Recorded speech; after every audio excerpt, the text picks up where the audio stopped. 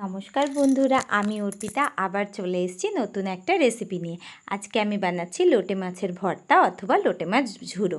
এখানে আমি ধনেপাতা কুচি নিয়ে নিয়েছি, 8টা থেকে 10টা রসুনের সাথে টমেটো পিউরি করে নিয়েছি, 4টে রসুন নিয়েছি কুচিয়ে নিচ্ছি, আর 500 গ্রাম লোটে মাছ, টমেটো কুচি আর 2টো শুকনো লঙ্কা।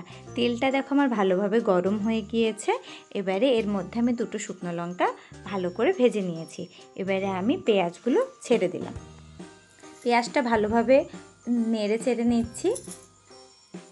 এবারে পেঁয়াজটা আমার লাল লাল হয়ে গিয়েছে। এবারে রসুন আর টমেটো যেটা পিউরি করা ছিল, তো সেটা আমি এটার মধ্যে দিয়ে দেবো। তার আগে আমি কী করলাম, আমি কিন্তু টমেটো কুচিটা একটু দিয়ে দিলাম। এবারে দেখো মশলাটা আমি দিয়ে দিয়েছি, দিয়ে এবারে আমি কিন্তু ভালোভাবে নেড়ে চেড়ে নেব।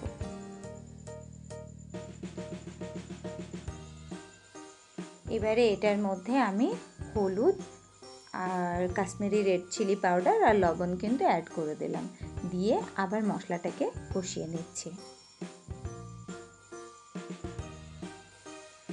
দেখো মশলা থেকে আমার তেল বেরিয়ে গিয়েছে। এবারে আমি মাছগুলো এটার মধ্যে দিয়ে দিচ্ছি। মাছগুলো দেওয়ার পরে আমি কিন্তু ঢাকনাটা দিয়ে দিলাম। এবারে মাছগুলো এটার মধ্যে মিশে গিয়েছে, একটু নরম নরম হয়ে গিয়েছে। আবার আমি ঢাকনা দিয়ে মাছটাকে হতে দেব।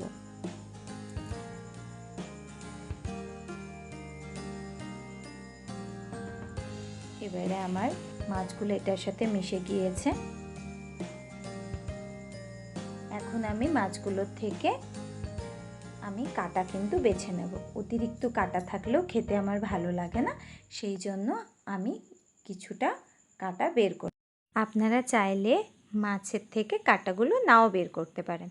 এবারে আমি মশলার সাথে ভালো করে মাছটা নেড়ে চেড়ে নেব, একদম শুকনো শুকনো করে নেব। আমার দেখুন শুকনো শুকনো অলরেডি হয়ে গিয়েছে।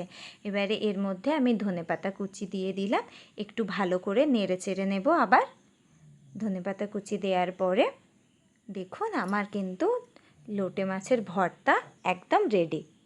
ভিডিওটা যদি ভালো লেগে থাকে একটা লাইক, কমেন্ট, শেয়ার করতে ভুলবেন না।